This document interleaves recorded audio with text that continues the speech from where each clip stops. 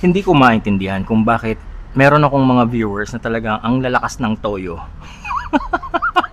Welcome to another video dito sa Man Cannot Ride. And this is this is a very special video for my special viewer. Matagal ko na siyang viewer, madami na siyang beses nagtanong at napaka weird nito. Ito hindi to biro ha. I mean, meron talagang viewer na nagtatanong nito. This is true, this is not a joke. Pero I mean, inaasar ko lang siya kasi kahit paano na nagkaroon na kami ng somehow online friendship. Okay. So, ito tanong niya nung una, feedback niya sa akin, kulang-kulang daw ako magpaliwanag. Nung ginawa akong technical, sabi niya, masyado naman daw akong technical at nakakasakit ng ulo. So, china-challenge niya ako dati na mag-explain ako ng mga bagay in a way na mas maiintindihan niya, pero yung kumpleto sa detalye. So, medyo nahihirapan akong gawin yun. Eto, okay. So, nagtanong siya sa akin, bakit daw merong zip tie yung fork ng motor ko. Sabi pa niya, di ba ano lang yan, nakikita ko lang yan sa mga dirt bike. Eh, hindi ka naman dirt bike. so, okay, wait lang.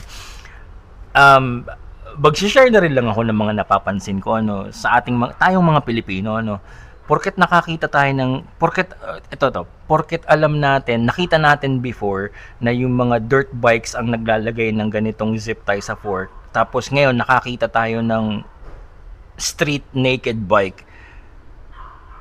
Sabihin natin na, uy, 'di ba pang ano lang 'yan? Pang dirt bike lang 'yan. Alam mo yun, masyado tayong mga Pilipino, masyado tayong pag nakakita tayo ng isang bagay, yun na agad yung totoo.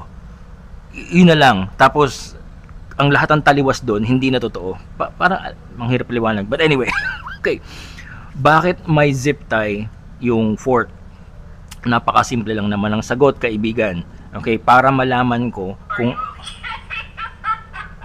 yes, I'm okay. Okay, para malaman ko kung ano yung fork travel. Hanggang saan yung fork travel o yung suspension travel.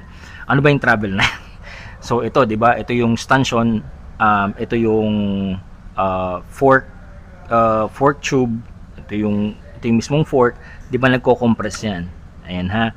So itong fork tube ay may bastos ako masasabi.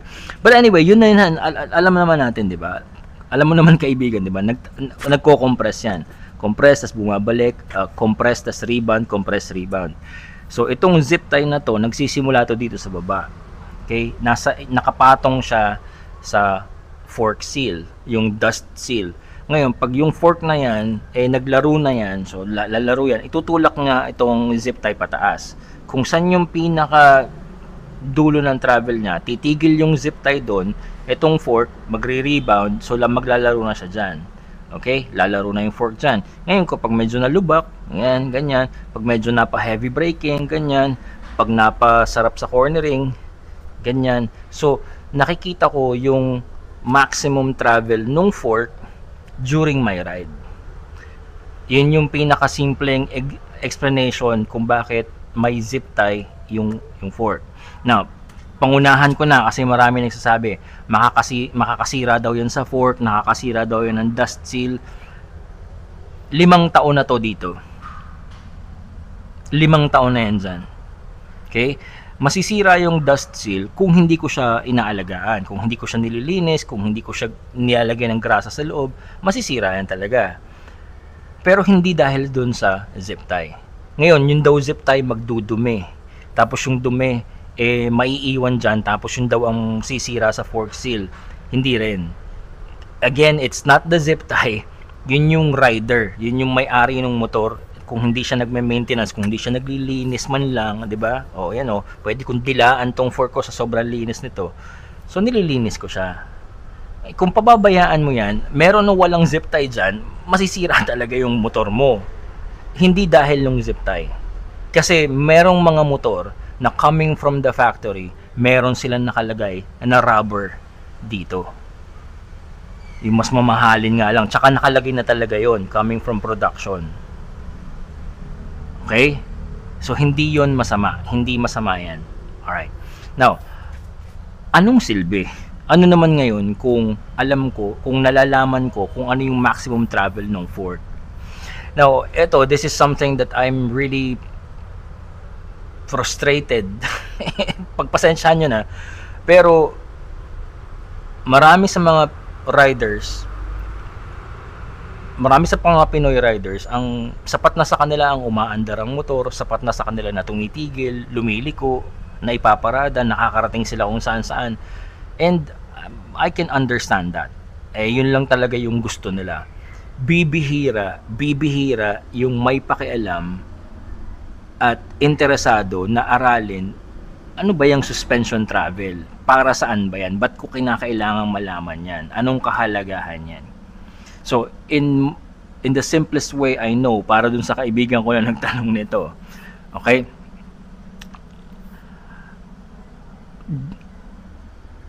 Tinitingnan ko to after every ride para malaman ko kung yung travel bang nagawa ng Ford ay tumutugma dun sa ine-expect ko from that ride. Kasi ang gusto ko, dalawang bagay.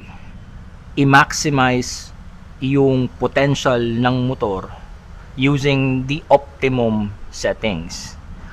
Or, i-optimize yung settings para ma-maximize ko yung potential ng motor. Ano ba yung potential ng motor? Di parang jowa mo lang yan, di ba? Halimbawa, yung jowa mo, alam ko tong kaibigan ko, itong nagtatanong sa akin, itong babae to eh. Nagpakilala siya sa akin eh. Halimbawa, yung jowa mo, di ba? Ang potential pala niya, kaya kanyang bilhan ng flower shop. Pero every Valentine's Day, binibigay lang sa'yo isang rosas lang. Di ba? Parang nakakapagtampo na hindi mo na ma-maximize, hindi mo na hindi mo napapakinabangan ng lubos kung ano yung kayang ibigay ng motor mo. O yung pagmamahal na kayang ibigay ng jowa mo, hindi pala binibigay sa iyo lahat, konti lang. O di ba? O nakakatakot 'yun. All right. So i-maximize, i-optimize ang performance, ang settings at ang potential ng motor. Let's just say, magbigay tayo ng example para mas maunawaan natin. Umikot ito kanina, 'di ba? Bago ko nagsimula ng video, nandiyan 'yan. Anong ni-ride ko? Bakit nandiyan 'yan? Saan ako nanggaling kagabi? Inikot ko lang sa village. At 'yan, para sa ikot sa village, yan ay sapat na. Okay, para sa akin sapat na 'yan.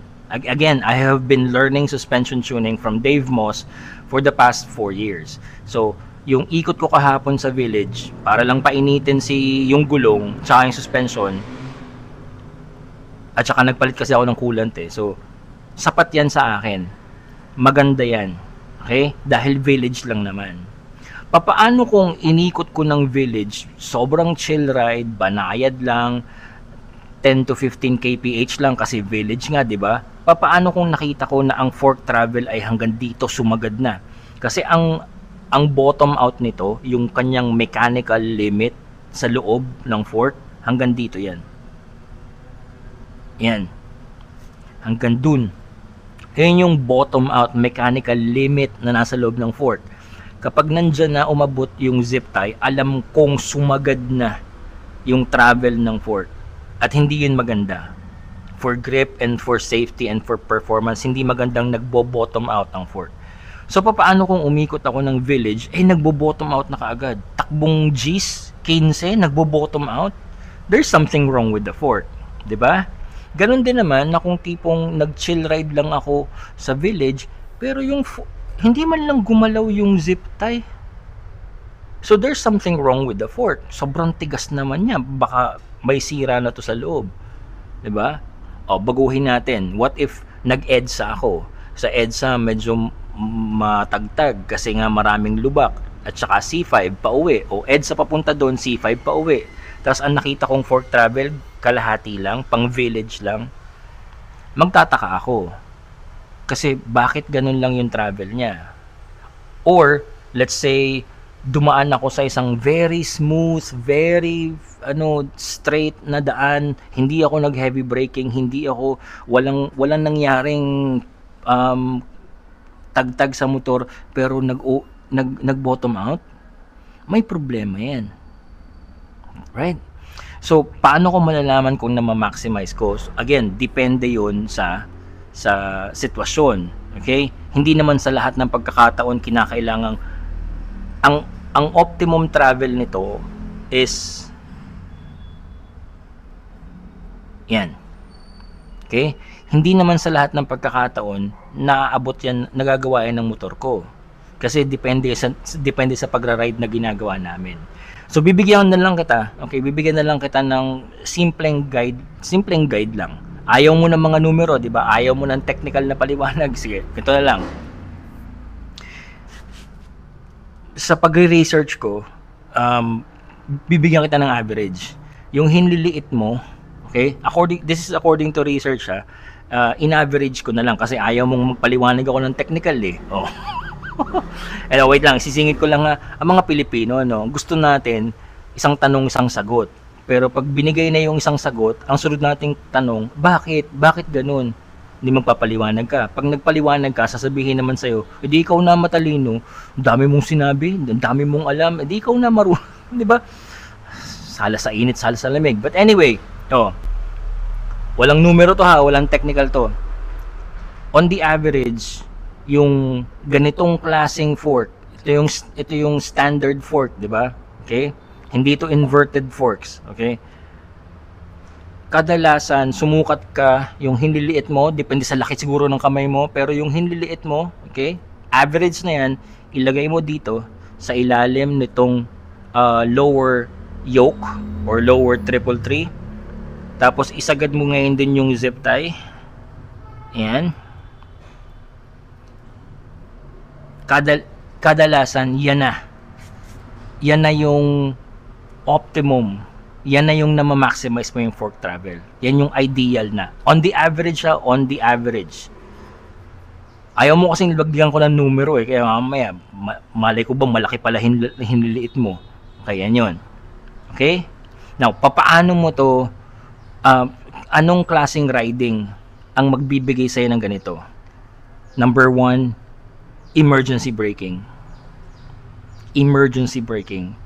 Kapag alam mo sa pagra-ride mo, nagkaroon ka ng mga pagkakataong nag-emergency braking ka, talagang heavy braking, makakasagasa ka na ng nag-U-turn na tricycle, tingnan mo ko yung zip tie mo umabot sa ganito. Or, kung hindi man dyan kasi depende rin to sa speed.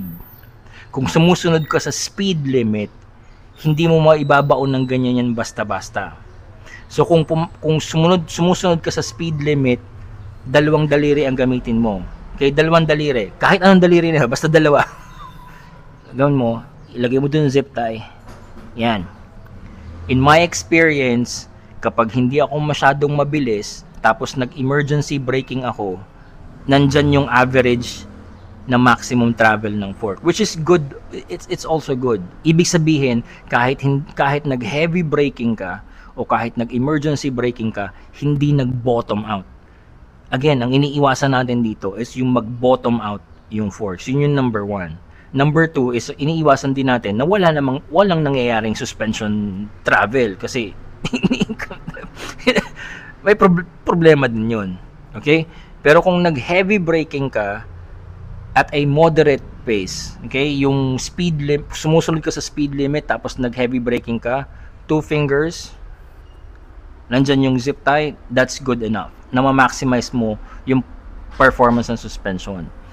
Ngayon, kung let's say mabilis-bilis ka, lampas ka na sa speed limit, okay, no judgment, lumampas ka na sa speed limit tapos nag-heavy braking ka talagang, as in talagang baong-baon na yung preno mo, doon na papasok yung 1 finger o yung hinliit mo. Ayan. Kapag ganyan ang travel mo, heavy braking, then your suspension is nasa maximum potential niya. Kung nag-heavy braking ka na, hindi ko na ipapaliwanag yung heavy braking during slow speed dahil wala namang ganun. Okay? Hindi ka naman mag-emergency braking kapag sobrang bagal mo. I mean, hindi mo naman. That's another video. Okay, but here, kung nag-heavy braking ka na, moderate or fast pace, pero hindi mo maabot yung 1 finger or yung 2 fingers, then that means sobrang tigas ng suspension mo. sobrang tigas ng damping or sobrang, hey, oh, what are you gonna do? Okay, sige, good. Sure. So, hindi mo na, matigas yan. Matigas either yung spring rate or matigas yung damping. So, ibig sabihin, alam mo na ngayon kung paano mo siya ipapatono. Alright? Ngayon, kung sakasakali namang hindi ka na nga nag-heavy braking pero nagbo-bottom out ka, then sobrang lambot naman. Malambot either ang spring rate or malambot yung damping. Baka manipis na masyado yung suspension oil. Baka may sira. Again, it could be anything. Okay? So, ay, ang haba na pala, 15 minutes. Oh, ay, pasensya na.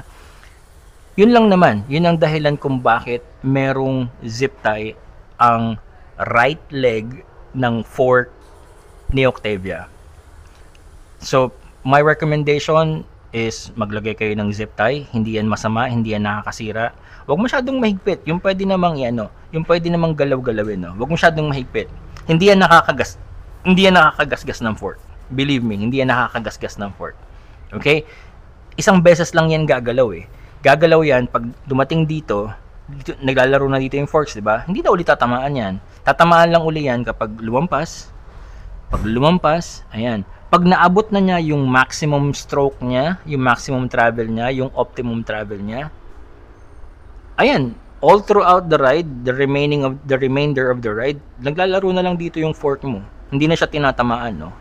So, hindi masisira yung fork seal, hindi magagasgas yung stanchion.